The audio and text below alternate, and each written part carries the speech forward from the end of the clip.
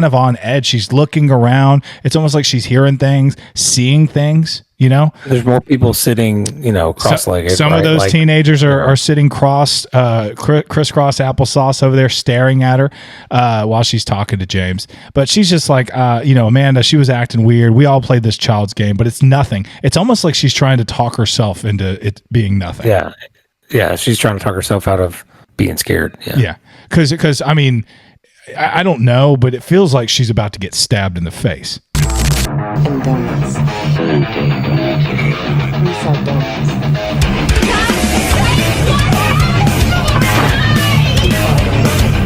Hey everybody, welcome to Blood and Donuts. I'm Tony. And I'm Chris. How we doing out there today? Yeah, how we doing?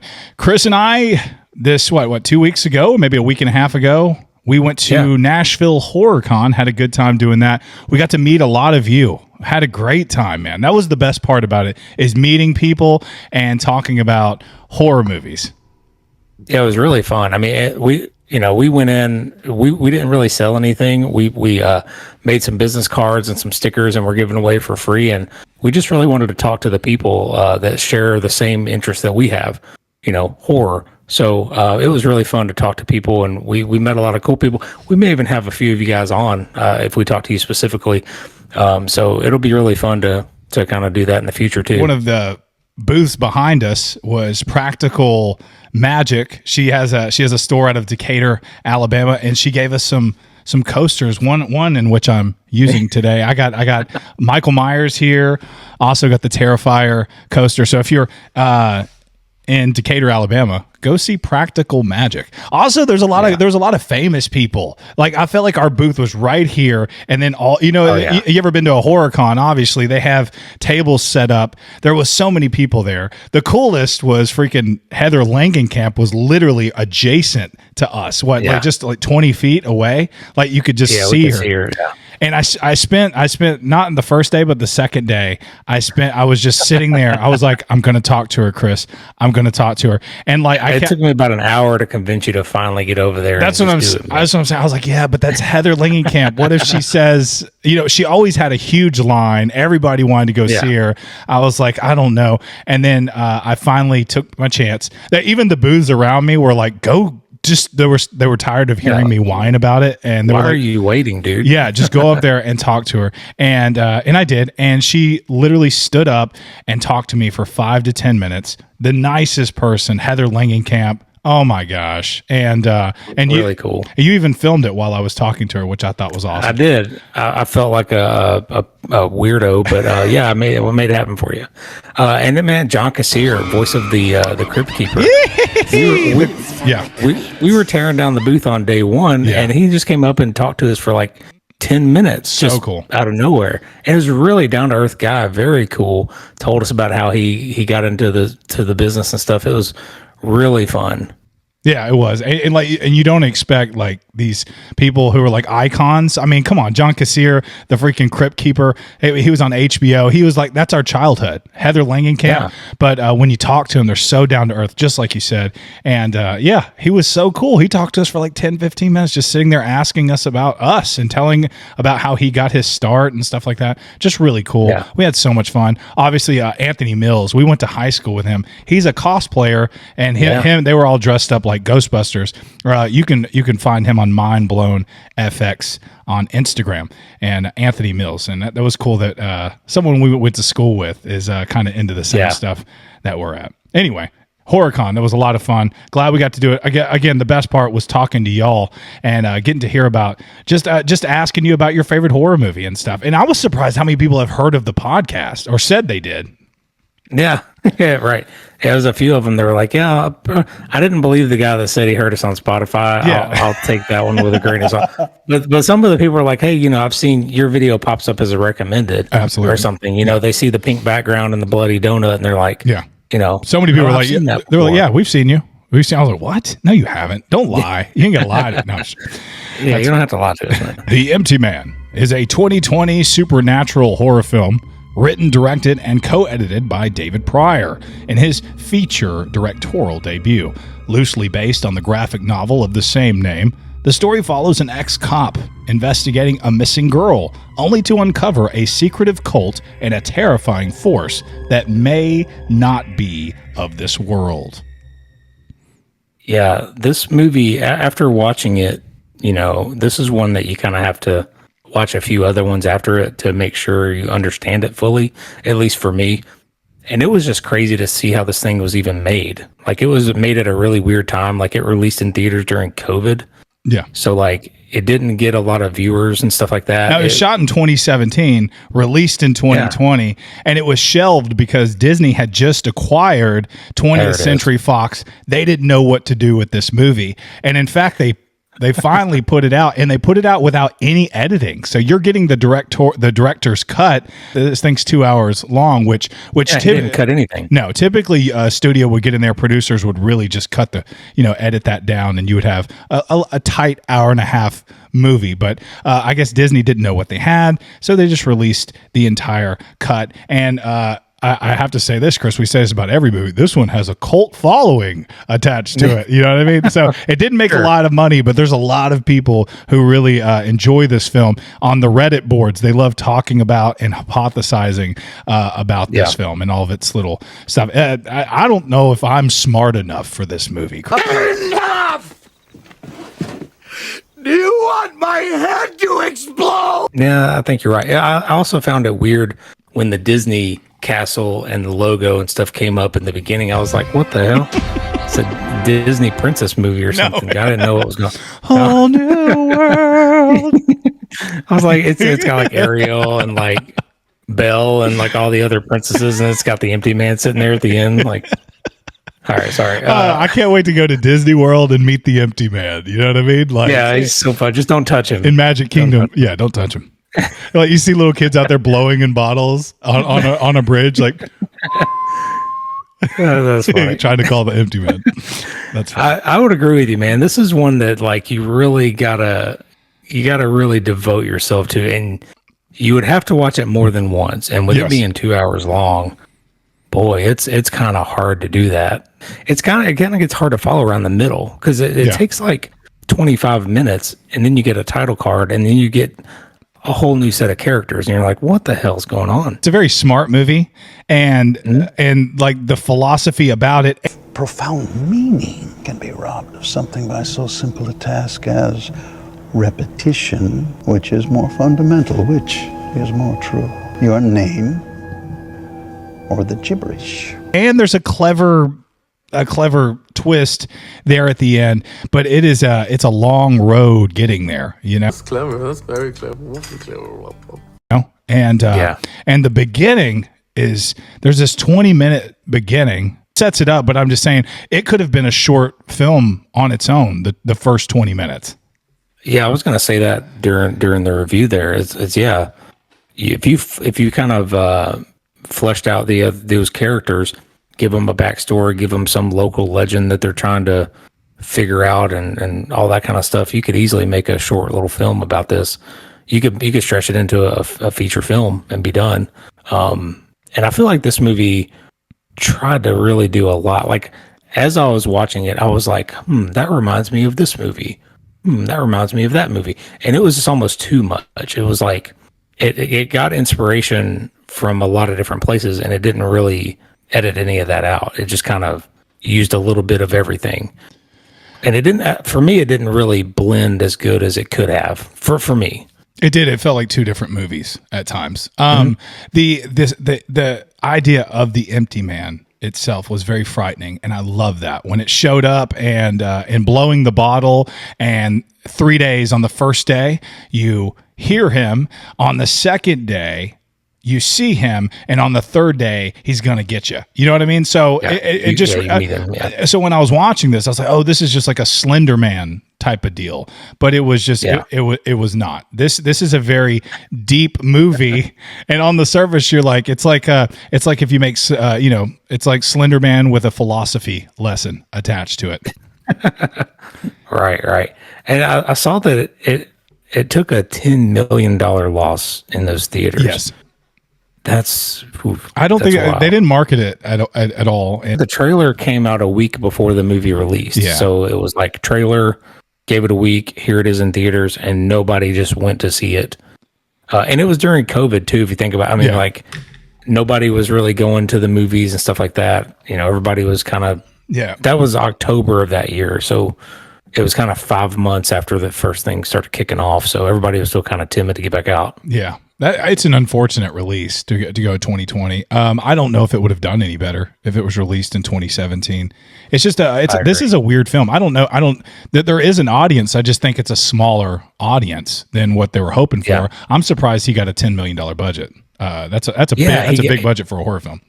It seemed like he got all the money he wanted to have. Yeah. He had a huge budget to do whatever he wanted. This movie was shot mainly in St. Louis, Missouri. Most of the film's urban and suburban scenes were shot on the streets of St. Louis, Missouri. But the beginning, which takes place in Bhutan, it was filmed in South Africa, which the mountain landscapes could convincingly pass as the Himalayas. Nice. And I saw that the Chain of Rocks bridge that they were, I guess that's where they were blowing in the bottle, where all the teens were at. That was the bridge that was used in Escape from New York from 1981. Dude, I didn't know that. Same filming location. So I thought that was a pretty cool fact. Man, that is a good fact. The Tulpa concept is real. It's an idea of a thought form becoming real, comes from Tibetan mysticism and Western occultism, and it's a legit belief system. Tulpa. Wow. I saw that word written down, and I saw a few characters said that word, and I was like, okay, yeah. Didn't know what it meant at the time, but yeah. Oh yeah. Now we do. Now that we've seen the ending, though. Right. That very clever ending. Sound design was a huge focus on this one. Prior used subtle droning and ASMR-like effects to keep the viewers unsettled, especially during hallucination scenes.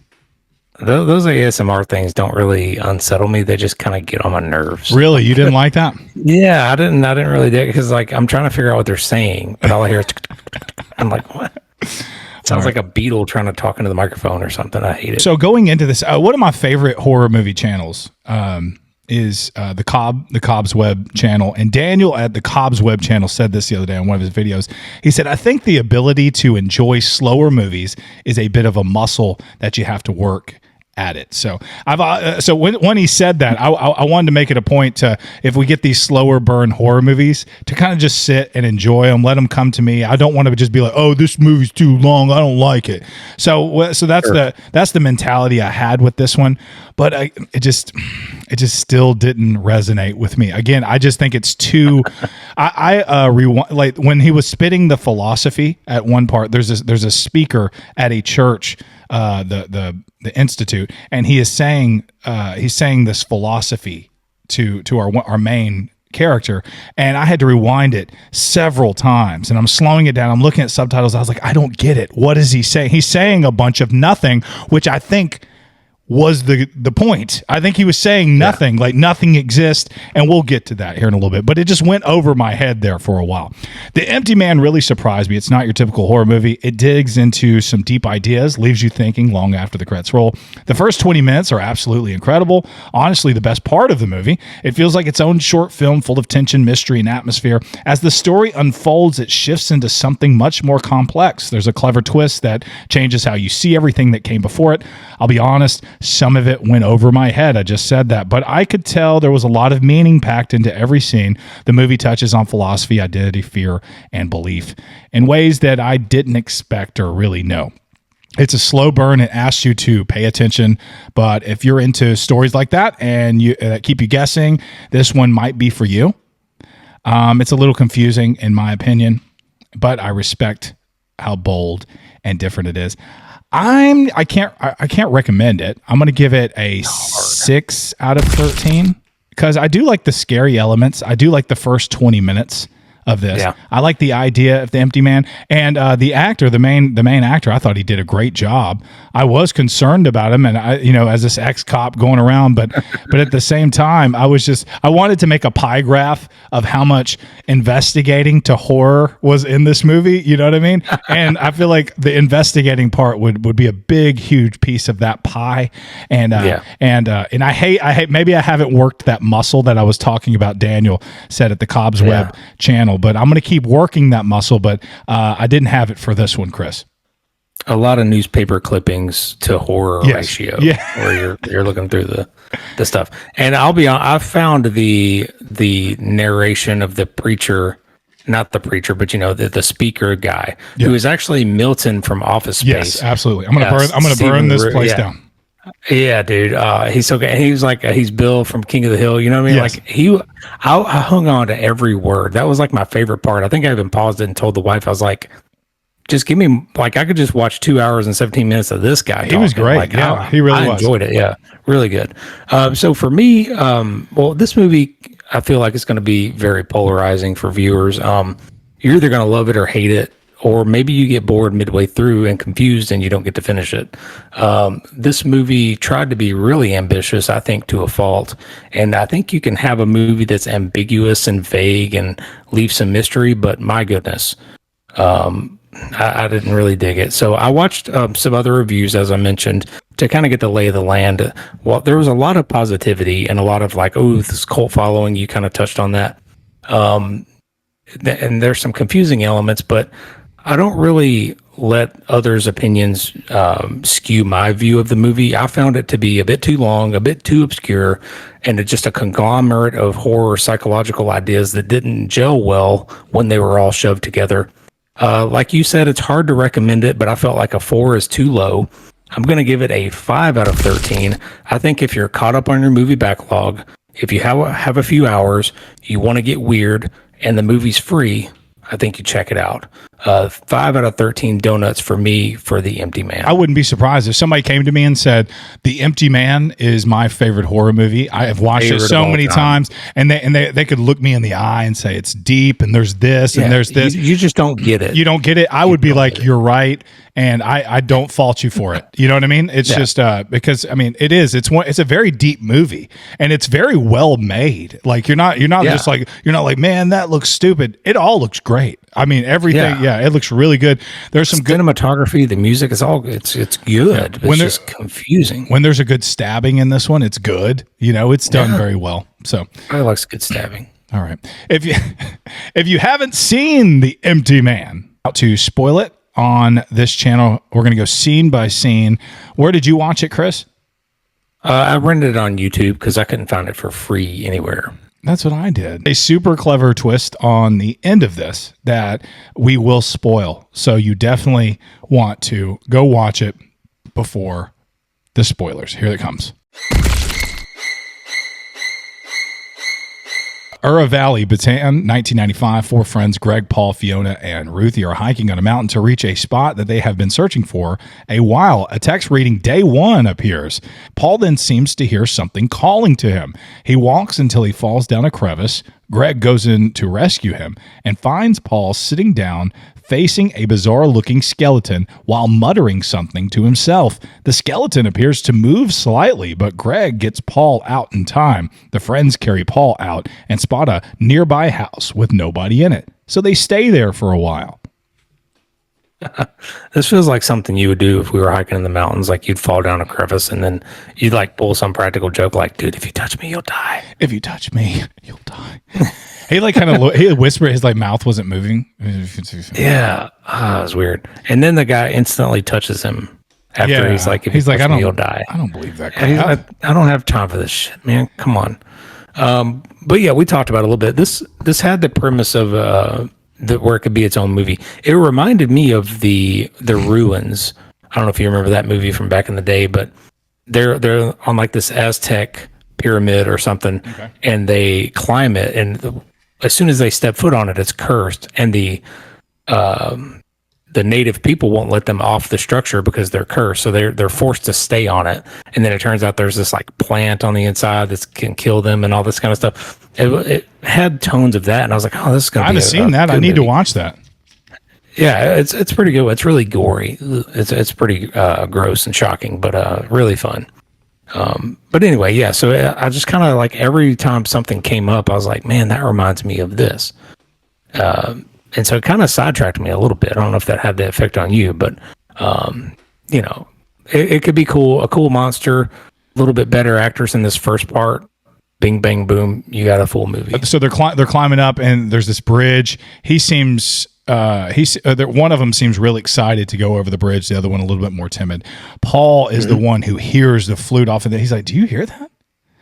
Do you hear that?" Yeah. And so and then he starts walking forward, and that's where he falls down in the crevasse. But I do love the cave of the empty man. So you have this huge skeleton, and then there's this human skeleton inside of this other one with its arms around it, almost like they're like one person. So you got the empty man, kind of like what's left of the this human that was probably taken in by the empty man and used as a conduit, as we'll find out later. Paul also, when they get him out of there, they find some scratches, some cuts on his arm where it looks like he is suicidal or has had some mental issues in that way, which would set him up. We'll find out later in the film. Trauma sets you up for being used by the empty man as well, and that's why. As the film goes on, that comes more apparent and why that's there. On day 2, Paul's condition doesn't appear to get better as he just lying around in silence. Outside, Ruthie appears to see a figure in the ongoing snowstorm. As she steps back, the figure matches her footsteps before starting to charge towards her, but she runs back inside the house, shuts the door. When she hears pounding outside, she continues to block the door until she hears Greg and Fiona. Ruthie asks them if they heard or saw anyone outside, but they deny it.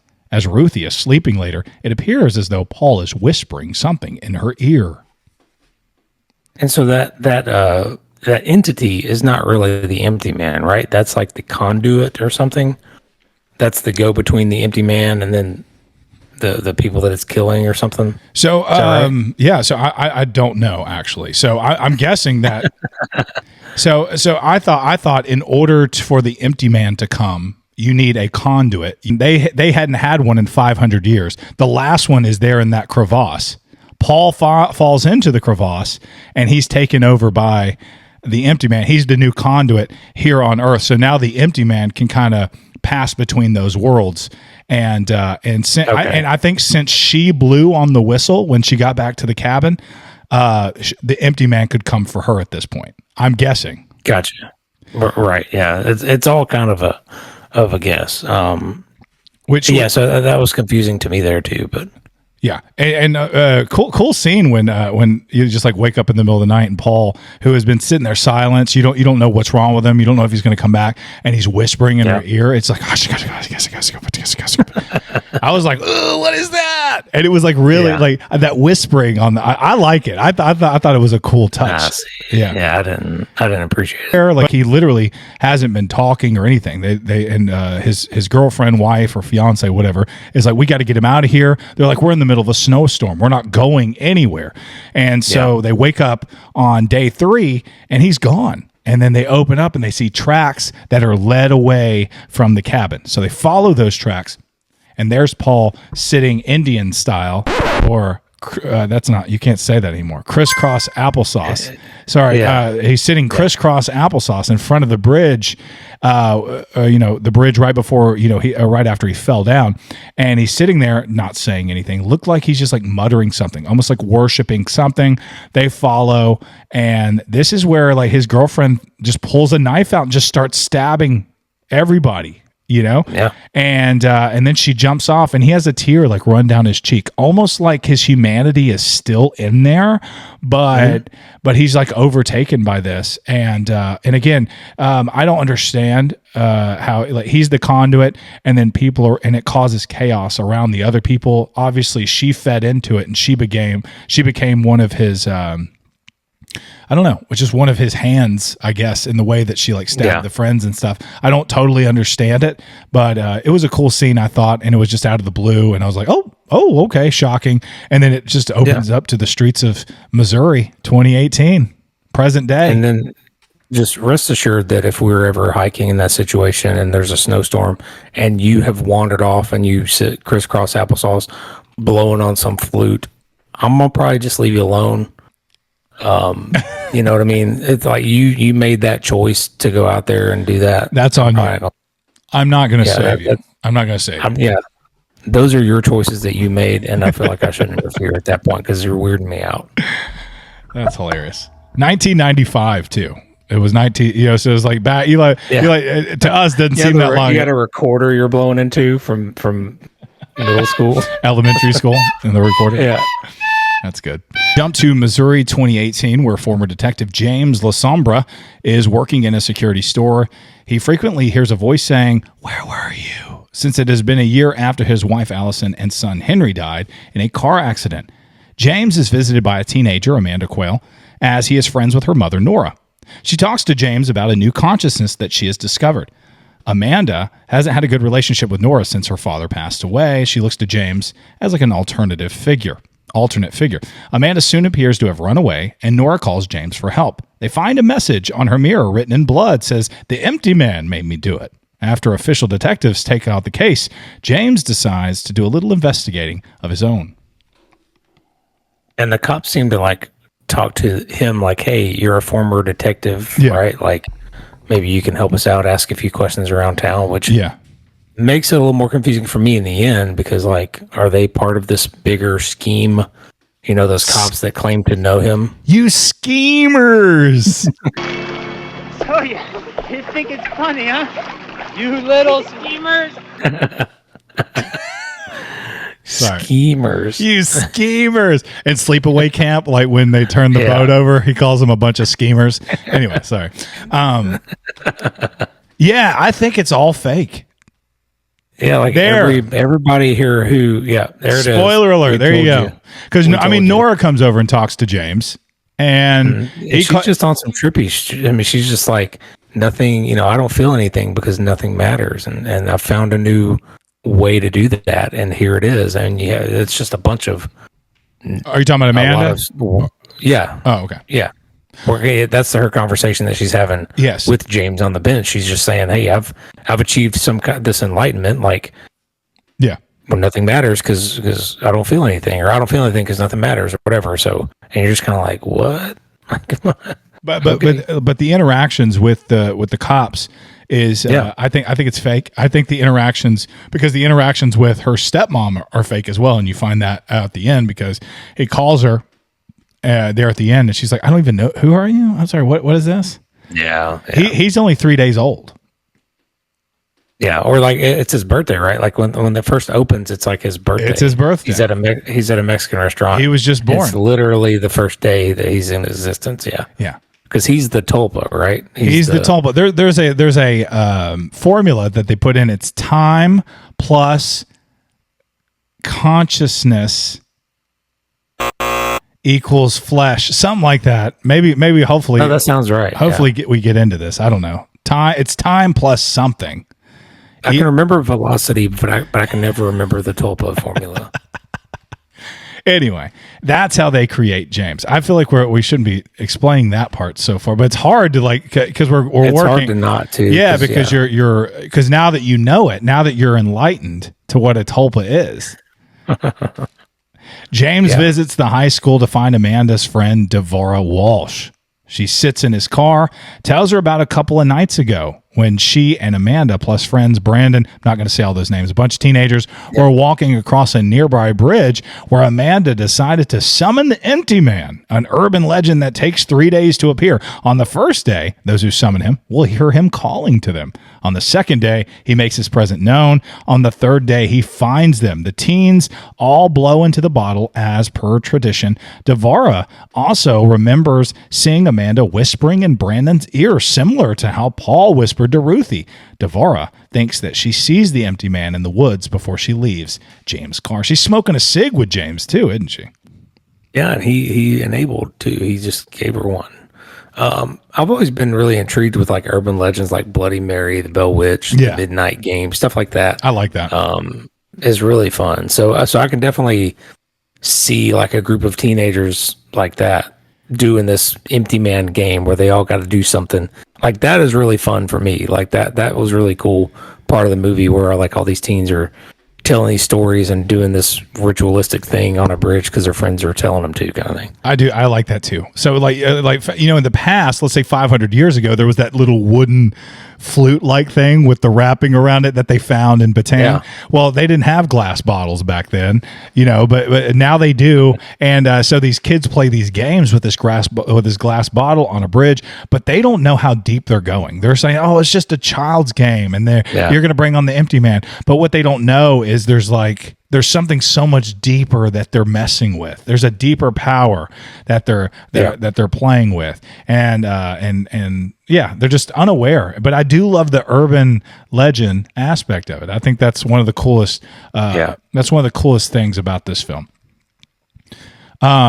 So yeah, James just pulls up to the high school. He finds DeVara. He's looking for Amanda at this point. Her mom came to James and said, "Can you find him?" He looks like somebody who can find things. You know what I mean? He works in the store. Yeah. He's got guns. He's got survival stuff. James is an ex-cop. James is gonna get down to the bottom of this. And so he pulls up, and she's like, "I'm not talking to you." And then she goes, "Give me one of them cigarettes and I'll talk to you." Ooh. So she smokes a cigarette and the whole while she's like kind of on edge. She's looking around. It's almost like she's hearing things, seeing things, There's more people sitting, cross-legged. Some of those teenagers are sitting crisscross applesauce over there staring at her while she's talking to James. But she's just like, Amanda, she was acting weird. We all played this child's game, but it's nothing. It's almost like she's trying to talk herself into it being nothing. Yeah. Yeah, she's trying to talk herself out of being scared. Yeah. Because I mean, I don't know, but it feels like she's about to get stabbed in the face. I was getting those vibes too. I didn't really know how to pinpoint it. Yeah. But yeah, it was one of those feelings. Later that night, James goes by the bridge to continue looking for Amanda. He finds the bottle that they were using and he blows it into it. James then walks down a ladder that leads underneath the bridge where he comes across the hanging corpses of Brandon and all those other kids. The same message from Amanda's mirror is also written. The empty man made me do it. Meanwhile, DeVara enters into a spa butt naked. And why did they write butt naked on there? That's crazy. That's weird. Anyway. Synopsis is crazy. Oh, I'm sorry. I must have added that. DeVara enters into a spa, and when it's foggy enough, the empty man attacks, stabbing her with a pair of scissors, but he's making it look like she's doing the stabbing. It's officially ruled a suicide, but James finds the circumstances too unnatural to be believable. So, man, I don't want to do it, but I'm going to have to. So why does the empty man kill people? Like, what is the point? Because, like, if it's just this thing about, like, widening your perception of things and consciousness and spirituality, why does he have people stab themselves in the face with scissors? Like, what's the why does he make them commit suicide? Yeah, and kill their friends and stuff like that. Those are things that I don't get. Yeah, and I kind of want to get. You know what I mean? Like, if I'm going to sit down and spend a couple hours with this movie, at least explain some things to me. Yeah. Yeah, I get like that. I don't have to know who the empty man was or whatever, but like explain some stuff. Yeah, I feel like those who come in contact with him or summon the empty man, they're into the thing. Yeah, they're marked almost like opening a door to possession or madness. And because she was the last one to blow into the bottle. She was really hesitant to do it. Yeah, so it's almost she ended up giving in. So it's almost like the victims are haunted, manipulated, and then eventually they commit suicide or they're killed. It seems like they're killed in this instance, but the other girl, she just kind of jumped off the bridge. So I don't know. Yeah. It's like Amanda was the first one to blow in the bottle, and then she passed it around. But then Amanda's still alive at the end. Yeah. yeah, Explain that one, you like all the people that know what the hell's going on. Leave it in the comments, please. One of the Reddit pages says the empty man kills through belief. It's a force that uses people as vessels and destroys them once they've served their purpose. The real horror isn't just physical death. It's being hollowed out until you're nothing but a shell. Huh. I did not gather that. Interesting. So James is like on the bridge. He just sees a manhole right there on the bridge. It's open. He goes down there, and there's teenagers hanging. Yeah, they're swinging. And I feel like the detective, when I was watching it, wasn't giving him enough credit. Like, man, you really found you just found the teenagers that's really like ravaging this whole town, has been flipping every rock in town trying to find these teenagers. You did a great job, James. Thank you for that. Shaking his hand. It's almost like he's like he's like, listen. He has like this like real gravelly voice. He's drinking coffee, and James is like, talks, and you're not a cop anymore. Yeah, you're not a cop. And he tells the cop says something about DeVara, and he goes, she was found with scissors. She stabbed herself in the face many times. And he goes, why would somebody I just don't think anybody would like kill themselves that way. He goes, that's what I was thinking. And that's it. You're just like, yeah. And then he like chides him for getting involved and stuff. A little bit later on, he does. He goes, you're not a cop anymore. He's just solved like 85% of this case for him. Like the only thing that's missing is the first girl, Amanda. Like, everything else is wrapped up. Man discovers missing teens. You're not a cop anymore. Leave it to the professionals. It's now day one for James. Now, during this movie, they said several times, they said, blow into the bottle at night on the bridge. He blew on it. It was the daytime. Okay. It was dusk, I think. It was getting dark. It was a little too daylight for me. But I don't know if that... He blew on it right before he went under the bridge, right? Yeah, he just found it, and then he went under the bridge and found the kids. I thought it looked dark in the movie, but I don't know. Maybe I'm wrong. Give it another gander, Chris. I don't think it was. I could be wrong, though. I want $5 on this territory. You can look at a YouTube clip. It's now day one for James. He looks further into the origin of the empty man. He reads it. Last thing before I go into this, we're talking about daylight. James reading it about. He's fake, Chris. He's not even real. So like, I feel like we're being manipulated by the empty man right now during this podcast. Yeah, he's not real. It doesn't matter. The Pontifex Institute wrote the synopsis. None of the rules matter. He's a fake dude. He's like, right. He was invented by the cultists. Yeah. It's now day one for James. He's looking further into the origin of the empty man. He reads into a cult called the Pontifex Institute that has beliefs originating from places like Bhutan, which would explain how the four friends came across the empty man. James goes to the Institute's location where leader Arthur Parsons speaks before a whole crowd. Afterwards, he talks to James in reference to the empty man, referring to him as an entity that provides his followers with what they desire as long as they do his bidding. Yeah, I really liked, like I said, Stephen Root's character here playing Arthur Parsons. And even at the end of that speech, James is trying to get more information from him. Yeah. And the guy's just divulging everything. He's just telling him. He's like, you look a lot better than last time you were here. Somebody's like, I've never been here before. He's like, yeah, you have, buddy. He goes, maybe you just have that, you have that look about you. Yeah. Yeah. So I thought it was really, that was really well acted. And then here's where if the movie wasn't confusing enough, it switches here for me from like a scary urban legendy thing to like a cult. Like it kind of makes a transition here, and not for the better for me. Like I was really the empty man and stuff like that, blowing the bottle, but then like the whole Scientology cult and whatever else is going on here, it kind of soured for me, I think. You didn't like the VHS tape at the camp? The VHS tape was fine. The camp part coming up is really good. That whole scene. I enjoyed that. This is like a Scientology, like Scientology church kind of thing. It has that look about it. They make you fill out a questionnaire of whether you belong there or not. And the questions were hilarious. and they were just very like shocking, I mean, like, and it was just like yes or no, check yes or no on this to see, whether you belong here or not. And like you said, he was great. His speech was great. Everybody like stood up and clapped for him. He said some really cool things. And again, I had to rewind it several times to hear what he was saying, because I heard it. I wanted it to make sense to me. And basically what he was saying is nothing matters because nothing is real. And he's kind of saying the same thing Amanda was saying on the bench earlier. And they were trying to explain to James that you're not real, James. Yeah. In a roundabout way. But obviously. So even though he's like the empty man, or he's training or something to become the empty man or whatever, we are in spoilers.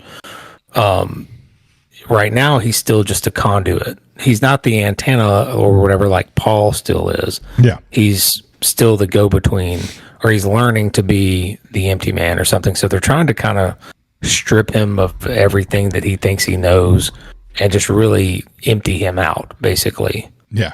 Really strip him of everything.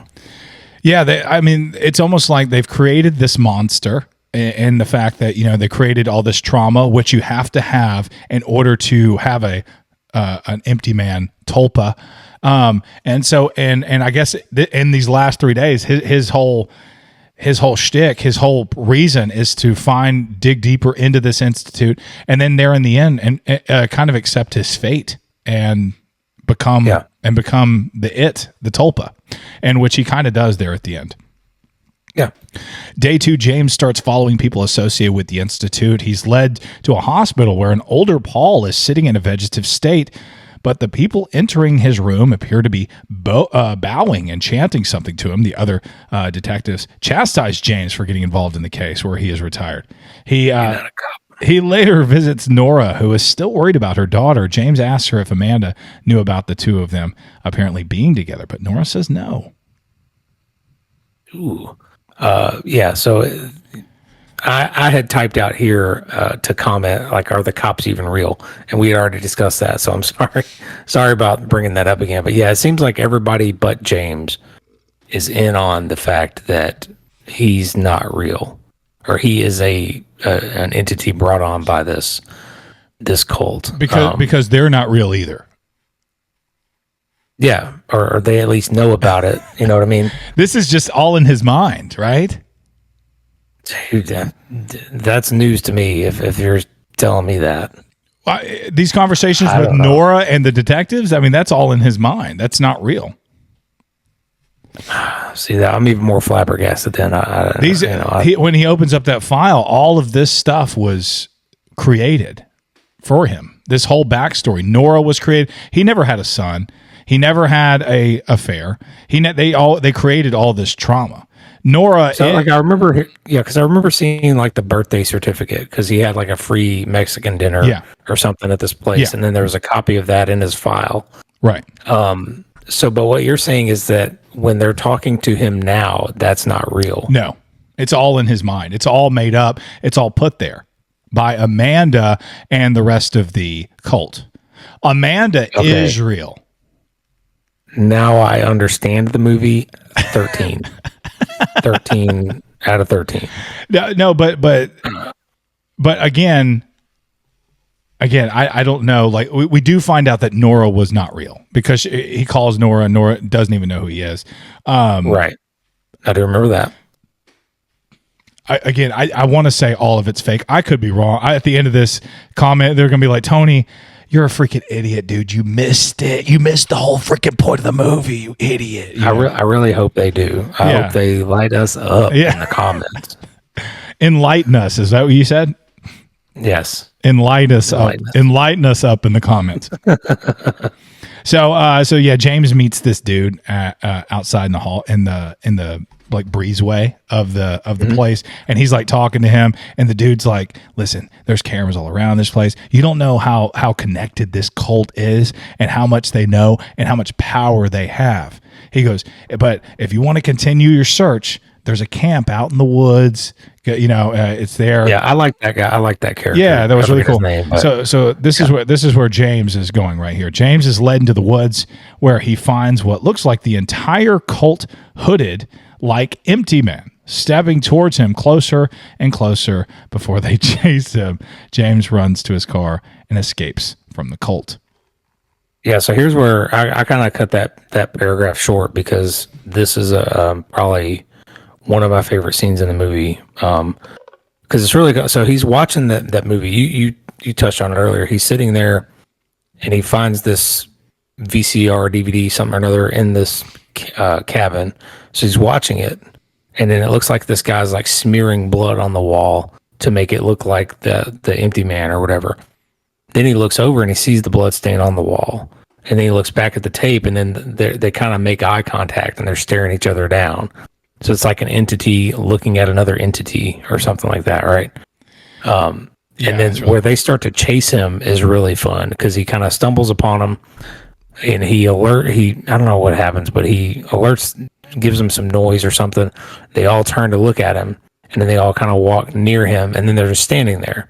He takes a step back, they take a step forward, and then it's like, okay, well, he's got to haul ass now. So like that was a really cool part of the movie. Absolutely. The abandoned cabin that looked like it hadn't been messed with in like what, Camp Elsewhere. 20, 30 years. Was it really Elsewhere? Yeah. Is that what it was? That's what it's called, Camp Elsewhere, yeah. And then he went to that cabin. There's like cobwebs on everything. There's a stack of VHSs, like you just said. He puts one in that, and it was like almost like an experiment or something. And the dude's eyes are like glowing. But he had read news articles earlier of like it was like something that went wrong there at the camp where people died. And I think that's what he was watching on video unfold. Yeah, it seemed like it, yeah. Then it's a good thing nobody taped over that so he could see what happened, Then he hears some chanting. He walks towards it. He sees a big group of people and a huge fire. And the fire is going up, and it's like turning into like almost like a spirit type of deal. It's like doing some weird things. And even he sees it, and he has to like close his eyes and shake his head. And he's like, whatever's going on. And then all of a sudden they like all turn in unison towards him, and they're staring at him. And then he takes a step back. They take a step back. And then like you said, it's really funny. He says something really funny too. He goes, no, or like, what is it? He says like, forget this. No way, or something like that. It was pretty funny right there. He goes, no shit, or something like that. He takes off running, gets in his car, and they're all and the car won't start, of course. And it makes me think like, what would happen if they caught him? Yeah, ripped him apart, stabbed him in the face, and made it look like an accident.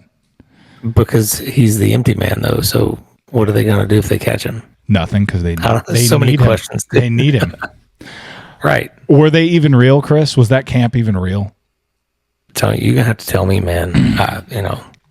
I got more questions than answers. On day 3, James finds Amanda, who's acting under the influence of the cult and Empty Man. She explains to James that an empty man with nothing to lose or gain is the perfect vessel to protect Empty Man's messages. She starts repeating, "Where were you?" to James as he is forced to relive the trauma that has been haunting him on the night that Allison and Henry were killed. He was engaging in an affair with Nora. He has since blamed himself for not being there to have prevented it. That's really, really sad. It's a good thing it didn't actually happen, though. I think. Yeah. Right? That's right. That's true. So we're all good. Yeah, so this is where, this is kind of like the last little, this is the big reveal that he has not been real this entire time. He only was born like 2 or 3 days ago. He's a tulpa from this cult. And that's like the big reveal before the end of the movie here. He walks into the hospital and Paul's laying there, and he goes, "Who was the man in the hospital?" And nobody will tell him. Yeah, and then the nurse was being he finally goes to the hospital. He talks to the nurse. He goes, "Who's that person?" And she goes, "He's been here for a long time. I don't even know his name, but he has a lot of visitors, and there's one in there right now." And he turns over there, and there's Amanda. All this searching has come to an end. There's Amanda, and she's like trimming his beard for him, you know? Yeah, giving him a sponge bath and stuff. She's trimming his beard and all that stuff. And then and she kind of alludes to the fact, she starts saying, like, explains that nothing is real here, or that never happened. Amanda is always the one who is explaining stuff to him, and she finally makes the big reveal that that we created you. Need, like, this vessel. Paul is dying right now. We needed a new vessel, and you're it. Yeah, basically. Paul is dying, and Paul was our first vessel in 500 years. We can't wait that long again. Because the old vessel died, I guess, down in that crevasse, and it hasn't been let out or found in 500 years till Paul went in there in the 90s. And she's like, we couldn't wait, so what we had to do is we had to create one, and we had to create one with trauma. You've been alive for 3 days. I used my own mother in your story and all that stuff, and he realizes that's what he found in that file that day. And he goes, that's not true. He doesn't believe it. He calls Nora. Nora's like, I don't even know who you are. And then he like just kind of falls into this black abyss, like this empty room, starts running away. The empty man's coming to get him. He finally catches up with him, and the empty man like pukes his spirit into James's mouth and fully consumes him. And and then James comes in, shoots Paul right in the head, and basically accepts his fate as the new Tulpa in this thing. He turns around after shooting Paul in the head, and there's like other people there in the hospital already, and then they bow down to James right there in the hospital, and then the movie ends. Yeah, because he is the new empty man, as it were. He's the new empty man, as there were. And so the empty man is obviously the spirit that we talk about, the empty man, the entity, but it could also be the man who empties himself so the empty man can be here. Right? Yeah. Sounds good, man. It sounds really good. Cool visuals with Paul's blood on the wall, right? Yeah. Like wherever he gets shot, it looks like looks really good. The Pontifex Institute's logo. You know what I mean? I thought Paul looked great. To me, it looked like Paul, who has been in a coma for this many years.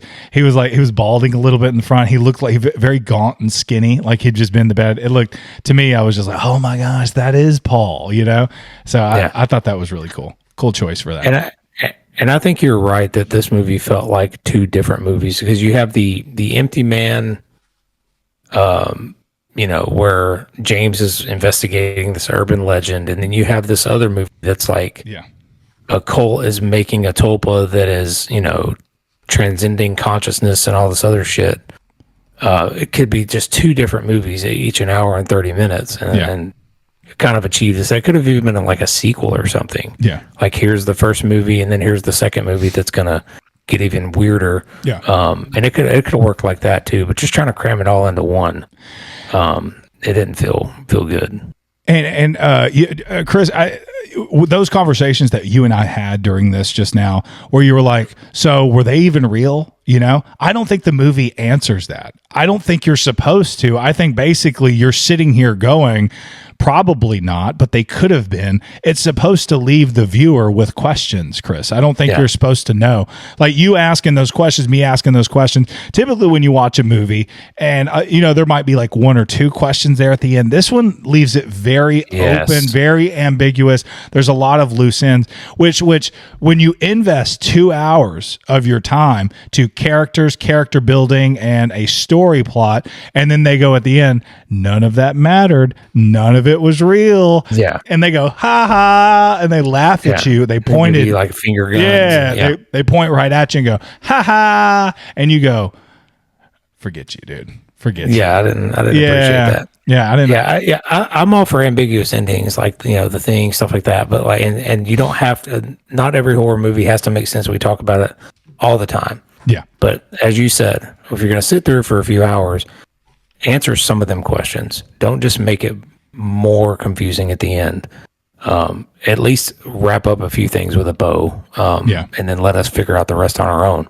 But don't just leave it all to us to figure out. Yeah. James is not being simply hunted by the empty man. He is the empty man. Let's end it on that.